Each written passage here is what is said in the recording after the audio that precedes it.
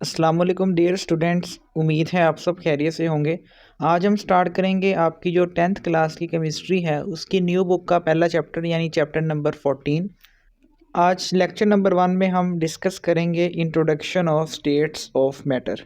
आपके इस चैप्टर का नेम है states of matter and phase changes. हमने इस चैप्टर में डिस्कस करना है मैटर की स्टेट्स को और वो स्टेट्स एक दूसरे में कैसे चेंज होती हैं, ये भी हम इस चैप्टर में डिस्कस करेंगे। पहले हम देखते हैं इंट्रोडक्शन। वो लिख रहा है कि matter in this world exist in 4 physical states. हमारी पूरी कायनात में जो मैटर है वो मेनली 4 फॉर्म में एग्जिस्ट करता है। वो 4 फॉर्म्स कौन सी हैं वो नाम उसने आगे बता दिए हैं, गैस, लिक्विड, सॉलिड और प्लाज्मा। यानी हमारे अराउंड जितनी भी चीज़ें हैं या तो वो सॉलिड होंगी या वो लिक्विड होंगी या वो गैस होंगी या वो प्लाज्मा होंगी। Out of these 4 states the properties of gases were studied first. अब जितनी भी 4 या स्टेट्स हैं इनमें जो सबसे पहले प्रॉपर्टीज़ या खसूसियात डिस्कस हुई थी वो हुई थी गैसेस की, क्योंकि गैसेस सबसे सिंपल स्टेट है इनमें से। आगे वो इस टॉपिक में एक थ्योरी डिस्कस कर रहा है जिसका नाम है kinetic particle theory for gases. अब ये थ्योरी कैसे बनी है वो हम देखते हैं।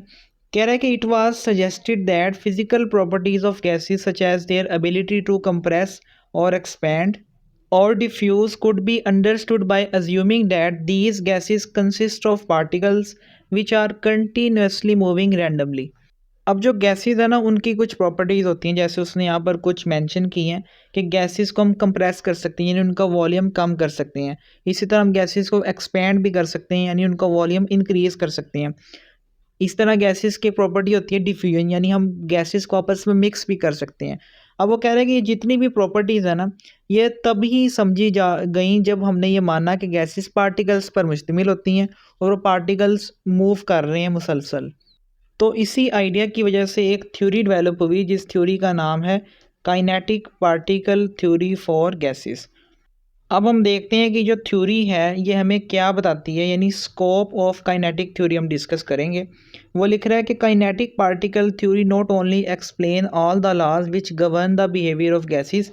ये थ्योरी ना सिर्फ उन लॉज को एक्सप्लेन करती है जो गैसेस के रिलेटेड है, it also explain the composition of liquid. ये हमें लिक्विड्स की कंपोजिशन भी बताती है कि लिक्विड किस तरह से बने हुए हैं या वो किस चीज़ के बने हुए हैं। And solid state of matter, और सॉलिड स्टेट्स के बारे में भी बताती है कि वो किस तरह बनी हुई हैं। And the inter conversion of all the 3 states, और ये तीनों स्टेट्स यानी गैसेस, लिक्विड्स और सॉलिड आपस में किस तरह एक दूसरे में कन्वर्ट होती हैं, ये चीज़ भी हम काइनेटिक थ्योरी के ज़रिए एक्सप्लेन कर सकते हैं। तो हम ये कह सकते हैं कि पहले ये काइनेटिक थ्योरी गैसेस के लिए डेवलप की गई, लेकिन बाद में इसको एक्सपेंड करके इसके ज़रिए हमने लिक्विड्स की और सॉलिड्स की प्रॉपर्टीज़ को भी एक्सप्लेन किया है। आगे वो लिख रहे हैं this is natural because all the 3 physical states are distinct in their physical properties only while their chemical nature remains the same. For example water in all its 3 physical states remain chemically the same compound. अब वो यहाँ पर ना एक example दे रहा है water की, कि वाटर चाहे सॉलिड की फॉर्म में हो यानी आइस की फॉर्म में हो, या चाहे वाटर लिक्विड फॉर्म में हो, या चाहे वाटर गैस की फॉर्म में यानी उसके बुखारात बने हो, तीनों केस में वाटर जो है वो H2O की फॉर्म में ही होगा। यानी उसकी जो केमिस्ट्री है, उसका जो केमिकल फार्मूला है वो चेंज नहीं हो रहा, सिर्फ उसकी फ़िज़िकल स्टेट चेंज हो रही है। पहले वो सॉलिड था आइस की फॉर्म में, फिर वो लिक्विड में कन्वर्ट हुआ, फिर वो गैस की फॉर्म में कन्वर्ट हो गया, लेकिन जो उसकी केमिकल नेचर है वो अभी भी H2O ही है। तो इसीलिए हम कह सकते हैं कि अगर हमारे पास कोई भी सब्सटेंस है उसकी तीनों फिज़िकल स्टेट यानी लिक्विड, सॉलिड और गैस, वो तीनों स्टेट आपस में फ़िज़िकल प्रॉपर्टीज़ यानी कलर, साइज़ वगैरह के लिहाज से एक दूसरे से डिफरेंट हो सकती हैं, लेकिन उनकी जो केमिकल नेचर है, उनकी जो केमिस्ट्री है वो एक जैसी होगी। नेक्स्ट अब हम डिस्कस करेंगे प्रॉपर्टीज़ ऑफ गैसेस यानी गैसेस की चंद एक खसूसियात। पहली वो लिख रहा है कि according to kinetic particular theory gases are composed of particles which are in continuous state of random motion in all the possible directions. Kinetic theory के अकॉर्डिंग जो गैसेस हैं वो पार्टिकल्स की बनी हुई हैं, और वो जो पार्टिकल्स हैं वो मुसलसल मूव कर रहे हैं हर एक डायरेक्शन में। मिसाल के तौर पर अगर आपके पास एक सिलेंडर है, आप उसमें गैस फिल की हुई है, तो उस गैस के अंदर ये जो ब्लू पार्टिकल्स आपको दिख रहे हैं ये मुख्तलिफ डायरेक्शंस में मूव कर रहे हैं। तो ये गैसेस की पहली प्रॉपर्टी है कि उसके जो पार्टिकल्स हैं वो हर वक्त मूव कर रहे होते हैं हर एक डायरेक्शन के अंदर। Next property is the pressure exerted by a gas is due to collisions of its particles with the walls of the container. यानी जो गैसेस का प्रेशर होता है ना वो क्यों होता है, वो इस वजह से होता है कि जो गैसेस हैं उनके पार्टिकल्स सिलेंडर की दीवारों से टकराते हैं और वहाँ पे जाके ये फोर्स लगाते हैं, इसी वजह से गैस का जो है वो प्रेशर बिल्ड होता है। नेक्स्ट प्रॉपर्टी है since the pressure of a gas in a container does not change with the time at constant temperature, it is assumed that the collision between its particles do not involve any loss or gain of energy due to the friction। यहाँ वो discuss कर रहा है कि अगर हम किसी container में या सिलेंडर में गैस फिल करते हैं ना और उसका हम टेम्परेचर कांस्टेंट कर देते हैं, यानी उसके टेम्परेचर में कोई भी चेंज नहीं आने देते, तो उस गैस का जो प्रेशर है ना वो भी कांस्टेंट हो जाएगा। तो जब तक टेम्परेचर कांस्टेंट रहेगा गैस का प्रेशर भी कांस्टेंट रहेगा, उसके प्रेशर में कोई चेंज नहीं आएगा।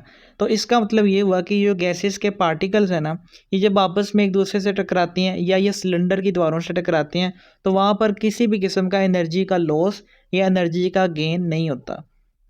Next property is the attractive forces between the particles of a gas are assumed as negligible since the particles are widely apart at low pressure. वो कह रहा है कि जो गैसेस हैं ना, इनके जो पार्टिकल्स हैं इनमें आपस में अट्रैक्टिव फोर्सेस ना होने के बराबर हैं। उसकी वजह क्या है, क्योंकि जो गैसेस के पार्टिकल्स हैं ना वो एक दूसरे से काफ़ी ज़्यादा फासले पर हैं, जिसकी वजह से उनमें अट्रैक्शन डिवेलप नहीं होती। लेकिन शर्त यह है कि जो गैस है ना उसका प्रेशर जो है वो लो होना चाहिए, क्योंकि अगर हम प्रेशर को हाई कर देंगे ना तो पार्टिकल्स एक दूसरे के करीब आ जाएंगे और उनमें अट्रैक्टिव फोर्सेस डेवलप हो सकती हैं। Last property is the average kinetic energy of the particles is directly proportional to the temperature measured on Kelvin scale. The average kinetic energy is the same for all the gases at the same temperature. अभी मैंने आपको बताया कि जो gases हैं उनके particles move कर रहे होते हैं, यानी वो मोशन में होते हैं, और मोशन की वजह से जो एनर्जी होती है उसको हम नाम देते हैं काइनेटिक एनर्जी का। तो वो कह रहा है कि जो गैसेस की काइनेटिक एनर्जी है ना वो डायरेक्टली प्रोपोर्शनल होती है उनके टेम्परेचर में, जो कि केल्विन स्केल में हम मेजर करते हैं। यानी जब हम टेम्परेचर बढ़ाएंगे ना तो जो गैस के पार्टिकल्स हैं उनकी काइनेटिक एनर्जी भी इंक्रीज़ हो जाएगी, उनकी मोशन फास्ट हो जाएगी। और आगे वो कह रहा है कि अगर हम मुख्तलिफ गैसेस लेना उनका टेम्परेचर सेम कर दें तो उनकी जो एवरेज काइनेटिक एनर्जी होगी ना वो भी सेम होगी। जैसे मिसाल के तौर पर मैं 3 गैसेस लेता हूँ, एक लेता हूँ कार्बन डाइऑक्साइड, एक मैं लेता हूँ हाइड्रोजन गैस और एक मैं ले रहा हूँ ऑक्सीजन गैस। अब इन तीनों गैसेस का जो टेम्परेचर है वो मैं एक सेम कर देता हूँ, यानी 30 केल्विन।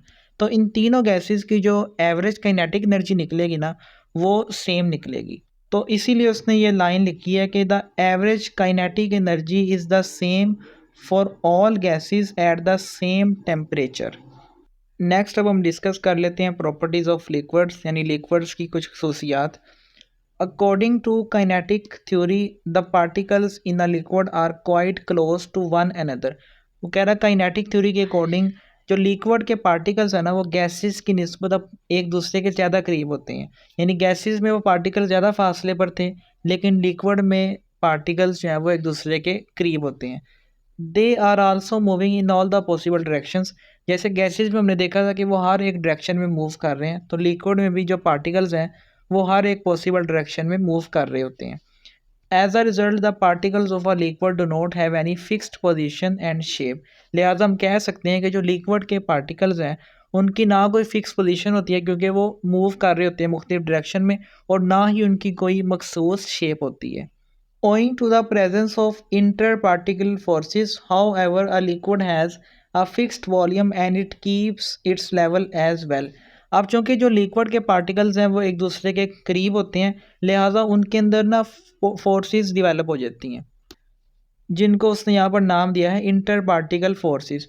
इस फोर्सेस की वजह से जो लिक्विड है ना उसका वॉल्यूम फिक्स हो जाता है और वो लिक्विड अपना वॉल्यूम बरकरार रखते हैं। यानी अगर आप 1 लीटर की बोतल में 1 लीटर वाटर डालेंगे तो वो फिल हो जाएगा, लेकिन अगर आप हाफ़ लीटर की बोतल लेंगे तो उसमें वो 1 लीटर का वॉल्यूम मुकम्मल फिल नहीं होगा, क्योंकि जो लिक्विड है उसका वॉल्यूम फिक्स होता है, जबकि जो गैसेस है ना उनको वॉल्यूम फिक्स नहीं होता। नेक्स्ट वो लिख रहा है कि in a liquid the particles show all the three types of movements. जो लिक्विड्स हैं उनमें पार्टिकल्स तीन तरह की मूवमेंट्स शो करते हैं। वो तीन मूवमेंट्स कौन सी हैं वो उसने हमें यहाँ पर दिया हुआ है थिंग्स टू नो के अंदर। Molecules present in a gas and a liquid show all the three types of movements simultaneously. वो कह रहा है कि जो लिक्विड और गैस के पार्टिकल्स हैं ना वो एक ही वक्त में तीनों किस्म की मूवमेंट्स शो करते हैं, ट्रांसलेशनल, रोटेशनल और वाइब्रेशनल। तो ये तीन आपने नाम याद रखने हैं, translational motion, rotational motion and vibrational motion. अभी आपके सामने इमेज मौजूद है। इस इमेज में तीनों किस्म की जो मोशंस हैं उनको दिखाया गया है। पहले हम देखते हैं ट्रांसलेशनल मोशन को। ट्रांसलेशनल मोशन का मतलब है कि एक मॉलिक्यूल अपनी जगह से दूसरी जगह मूव कर जाता है, तो ये ट्रांसलेशनल मोशन कहलाती है। फॉर एग्जांपल ये वाटर का मॉलिक्यूल पहले यहाँ पर था, फिर ये मूव किया और अब ये यहाँ पर चला गया।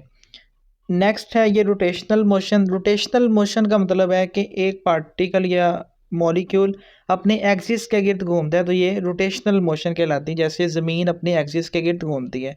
फॉर एग्जांपल ये हमारा वाटर का एक मॉलिक्यूल है, तो ये अपने एक्सिस के गिर्द इस तरह से मूव कर रहा है, तो ये इसकी हो गई रोटेशनल मोशन। थर्ड नंबर पे आती है वाइब्रेशनल मोशन। वाइब्रेशनल मोशन जैसे नाम से ज़ाहिर हो रहा है कि मॉलिक्यूल वाइब्रेट करता है अपनी पोजीशन पर। फॉर एग्जांपल ये वाटर का मॉलिक्यूल है, तो यहाँ पर ये वाइब्रेट करेगा, तो ये इसकी वाइब्रेशनल मोशन कहलाएगी। तो जो गैसेस और लिक्विड्स हैं उनमें ये तीनों ट्रांसलेशनल, रोटेशनल और वाइब्रेशनल मोशन होती है। नेक्स्ट अब हम डिस्कस करते हैं प्रॉपर्टीज़ ऑफ सॉलिड्स। सॉलिड्स की खसूसियात। सॉलिड सब्सटेंसेस में consist of ions, atoms and molecules. जो सॉलिड सब्सटेंसेस होते हैं वो आयंस के भी बने हो सकते हैं, एटम्स के भी बने हो सकते हैं, या वो मॉलिक्यूल्स के बने भी हो सकते हैं। तो इसकी मुख्तलिफ टाइप्स होती हैं। According to kinetic particle theory, kinetic particle theory के according the inter particle forces in the solid substances are so strong that they keep their particles arrange in a fix position. जो solid के particles होते हैं ना वो एक दूसरे के इतना क्लोज होते हैं कि जो सॉलिड है वो अपनी एक फिक्स पोजीशन पे रहता है, वो मूव नहीं करता गैसेस और लिक्विड की तरह। यानी अगर आप कोई भी सॉलिड चीज़ है, फॉर एग्जांपल सॉल्ट है, शुगर है, उसको कहीं पे रखेंगे तो वहाँ से वो मूव नहीं करेगी, जबकि जो लिक्विड है और गैस है वो मोशन शो करेंगी। These particles possess vibrational motion only.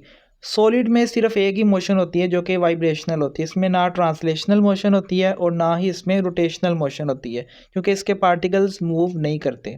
These restricted movements force solid substances to have a fixed shape and a fixed volume। अब जो कि मूवमेंट सॉलिड में बहुत ही ज़्यादा रिस्ट्रिक्ट हैं, बहुत ही थोड़ी हो रही हैं, इसलिए जो सॉलिड है उनकी फ़िक्स शेप भी होती है, यानी वो एक मखसूस शेप रखते हैं जो कि चेंज नहीं होती, और उनका जो वॉल्यूम है वो भी फिक्स होता है।